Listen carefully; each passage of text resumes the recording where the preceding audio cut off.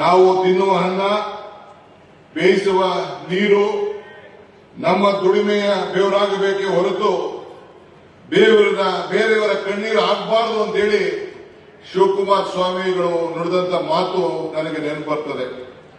ನಾನು ಕೂಡ ಅನೇಕ ಭಾಷೆಗಳನ್ನ ಕೇಳಿದ್ದೇನೆ. ಒಂದೊಂದು ಮಾತಲ್ಲೂ ಕೂಡ ಬಹಳ ಅರ್ಥಗರ್ಭಿತವಾದಂತ ಮಾತು.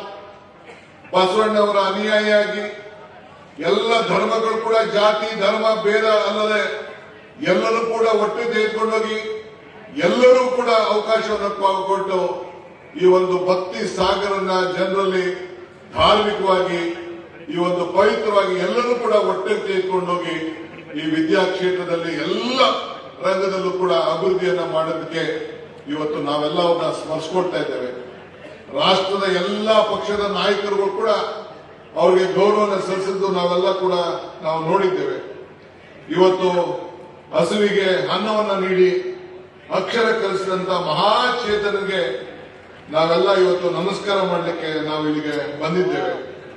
ಇವತ್ತು ಈ ಸಂದರ್ಭದಲ್ಲಿ ತಮ್ಗೆ ಹೇಳೋದಿಷ್ಟೇ, ಕೊಟ್ಟ ಬದುಕು ಬೇರೆ ಕಡೆ, ಯಾವುದೇ ಕೂಡ ನಮ್ಮ ಬದುಕನ್ನ ನಾವೇ ಸೃಷ್ಟಿ ಮಾಡಿಕೊಳ್ಳಿಕ್ಕೆ ನಮ್ಗೆ ಇವತ್ತು ಏನು ಮಾರ್ಗದರ್ಶನವನ್ನು ಕೊಟ್ಟರು ಅದನ್ನು ನಾವು ಯಾರು ಕೂಡ ಮಾಡಲಿಕ್ಕೆ ಸಾಧ್ಯ ಇಲ್ಲ.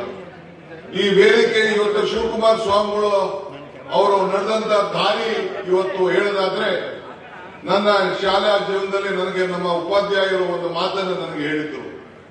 ಏನಂತಂದ್ರೆ, ಅಲೆಕ್ಸಾಂಡರ್ ಗ್ರೇಟ್ ಭಾರತ ವಶಪಡಿಸಿಕೊಳ್ಬೇಕು ಅಂತ ಹೇಳಿ ಹೊಡ್ತಾರಂತೆ. ಆಗ ಪ್ರಪಂಚದ ಮೂರು ಭಾಗದಲ್ಲಿ 2 ಭಾಗನ ಆತ ವಶಪಡಿಸಿಕೊಂಡಿರ್ತಾರಂತೆ. ಕೊನೆಗೆ ನಾನು ಭಾರತದ ಕಡೆ ಹೋಗ್ಬೇಕು ಅಂತ ಹೇಳಿ ತನ್ನ ಗುರು ಅರಿಸ್ಟಾಟಲ್ ನ ಭೇಟಿ ಮಾಡ್ಲಿಕ್ಕೆ ಹೋಗಿ ಆಶೀರ್ವಾದ ಪಡ್ಲಿಕ್ಕೆ ಹೋಗ್ತದಂತೆ. ಈ ತರ ನಾನು ಭಾರತ ಕಡೆ ಹೋಗ್ತಾ ಇದ್ದೀನಿ, ಇಷ್ಟು ಭಾಗನ ನಾನು ವಶಪಡಿಸಿಕೊಂಡಿದ್ದೀನಿ, ಭಾರತನ ವಶಪಡಿಸಿಕೊಳ್ತೀನಿ ಅಂತ ಹೇಳ್ದಂತೆ. ಆಗ ತನ್ನ ಗುರು ಅರಿಸ್ಟಾಟಲ್ ಹೇಳಿದಂತೆ, ಪಾಪ ಇಲ್ಲಿ ನೀನು ಕೂತ್ಕೋ ಅಂತ ಕುಂಡಿಸ್ಬಿಟ್ಟು, ನೀನು ಭಾರತಕ್ಕೆ ಹೋಗ್ತಾ ಇದ್ದೆ, ನೀನು ವಾಪಸ್ ಬರ್ತೀಯೋ ನನಗೆ ಗೊತ್ತಿಲ್ಲ, ನೀನ್ ಬರೋದಾದ್ರೆ 5 ವಸ್ತು ತೆಗೆದುಕೊಂಡು ಬಾ ಅಂತ ಹೇಳಿದಂತೆ. ಏನು ಗುರುಗಳೇ 5 ವಸ್ತು ಅಂತ? ಒಂದು ರಾಮಾಯಣದ ಗ್ರಂಥ, ಮತ್ತೊಂದು ಮಹಾಭಾರತದ ಗ್ರಂಥ, 3ನೇದು ಕೃಷ್ಣನ ಕೊರಳು, 4ನೇದು ಗಂಗಾಜಲ, 5ನೇದು ಒಬ್ಬ ತತ್ವಜ್ಞಾನಿ, ಒಬ್ಬ ಶಿವಕುಮಾರ್ ಸ್ವಾಮಿ ಅಂತ 5 ಗ್ರಂಥಕ್ಕೆ ಒಬ್ಬ ತತ್ವಜ್ಞಾನಿ ತೆಗೆದುಕೊಂಡು ಬಂದ್ರೆ ಇಡೀ ಭಾರತವನ್ನೇ ತೆಗೆದುಕೊಂಡು ಬಂದಂತೆ ಅಂತೇಳಿ ಅರಿಸ್ಟಾಟಲ್ ತನ್ನ ಗುರು ಅಲೆಕ್ಸಾಂಡರ್ಗೆ ಹೇಳಿದಂತ ಒಂದು ಮಾತು.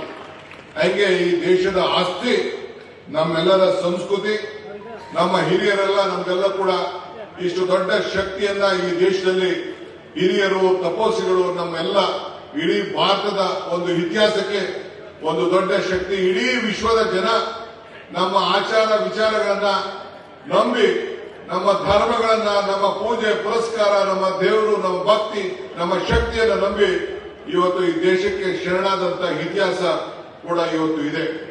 ಸೊ ಅಂಗಳಕ್ಕೆ ಆಚಾರವೇ ಆಶ್ರಯ, ಆಚಾರಕ್ಕೆ ಪ್ರಾಣವೇ ಆಶ್ರಯ, ಪ್ರಾಣಕ್ಕೆ ಜ್ಞಾನವೇ ಆಶ್ರಯ, ಜ್ಞಾನಕ್ಕೆ ಲಿಂಗವೇ ಆಶ್ರಯ, ಲಿಂಗಕ್ಕೆ ಜಂಗಮವೇ ಆಶ್ರಯ ಅಂತ ಹೇಳಿ ಇವತ್ತು ಗುರು ಹಿರಿಯರು ನಮಗೆಲ್ಲ ಇವತ್ತು ಹೇಳ್ಕೊಟ್ಟಿದ್ದಾರೆ. ಈ 5 ಆಚಾರ ವಿಚಾರಗಳು ನಮ್ಮ ಸಿದ್ಧಗಂಗಾ ಶ್ರೀಗಳು ಹಾಗೂ ಅವರ ಮಠದಲ್ಲಿ ನಮ್ಮೆಲ್ಲರೂ ಕೂಡ ಮಾರ್ಗದರ್ಶನವನ್ನ ಶಿವಕುಮಾರ್ ಶ್ರೀಗಳು ಆಶ್ರಯವಾಗಿ ಬಿಟ್ಟು ಹೋಗಿದ್ದಾರೆ ಅನ್ನೋದಕ್ಕೆ ಯಾವ ತರದ ಸಂಶಯ ಕೂಡ ಬೇಡ.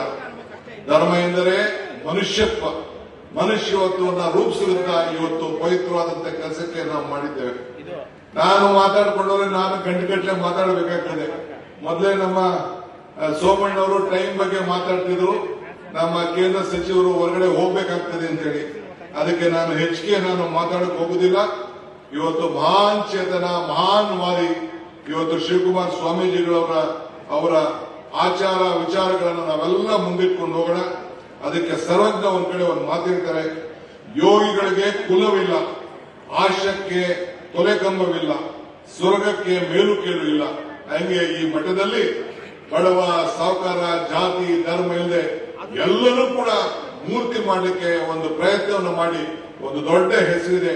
ಅದರ ಹೆಸರಿನಲ್ಲಿ ನಾವು ನೀವೆಲ್ಲ ಸೇರಿ ಇದೊಂದು ಉಳಿಸ್ಕೊಂಡು ಈ ಸಂದರ್ಭದಲ್ಲಿ ಹೋಗೋಣ ಅಂತ ಹೇಳಿ, ಇಂಥ ಒಂದು ಪವಿತ್ರವಾದಂತಹ ಸಂದರ್ಭದಲ್ಲಿ ನಾನು ನಿಮ್ಮನ್ನೆಲ್ಲ ಭೇಟಿ ಮಾಡಿ ಶ್ರೀಗಳ ಆಶೀರ್ವಾದ ಪಡೆದು ತಮ್ಮನ್ನೆಲ್ಲ ಉದ್ದೇಶಿಸಿ ಮಾಡಿ ಈ ಒಂದು ಪವಿತ್ರವಾದ ಸಮಾರಂಭದ ಅಧ್ಯಕ್ಷತೆಯನ್ನು ವಹಿಸುವಂತ ಭಾಗ್ಯ ನನಗೆ ದೊರಕುತ್ತಲ್ಲ. ಅದಕ್ಕೆ ಶ್ರೀಗಳ ಪಾದಗಳಿಗೆ ಮತ್ತೊಮ್ಮೆ ನನ್ನ ಶಾಷ್ಟಾಂಗ ನಮಸ್ಕಾರಗಳ ಅರ್ಪಿಸಿ ಬೇರೆ ದಿನ ಬಂದು ಶಿವಕುಮಾರ್ ನಮ್ಮ ಸಿದ್ಧಗಂಗಾ ಶ್ರೀಗಳು ಮತ್ತು ನಮ್ಮ ದೇಶಿಕೇಂದ್ರ ಸ್ವಾಮಿಗಳು ಬೇರೆ ಸಂದರ್ಭದಲ್ಲಿ ಸಿಗ್ತಾರೆ. ಆಗ ಅನೇಕ ವಿಚಾರಗಳನ್ನು ನಿಮ್ಮತ್ತೆಲ್ಲ ಹಂಚಿಕೊಳ್ಳಿಕ್ಕೆ ನಾನು ಪ್ರಯತ್ನವನ್ನು ಮಾಡ್ತೀನಿ ಅಂತ ಹೇಳಿ ನನ್ನ ಮಾತನ್ನು ಮುಗಿಸ್ತೇನೆ. ಎಲ್ಲರಿಗೂ ನಮಸ್ಕಾರ. ಮತ್ತೊಮ್ಮೆ ಎಲ್ಲರೂ ಕೂಡ ಮಾನ್ ಶ್ರೀ ಶ್ರೀ ಶ್ರೀ ಶಿವಕುಮಾರ್ಗಳನ್ನ ಸ್ಮರಿಸಿಕೊಂಡು ನಮ್ಮ ನೆಮ್ಮದಿಯಲ್ಲಿ ಬದುಕೋಣ ಅಂತ ಹೇಳಿ ನನ್ನ ಮಾತನ್ನು ಮುಗಿಸ್ತೇನೆ. ನಮಸ್ಕಾರ.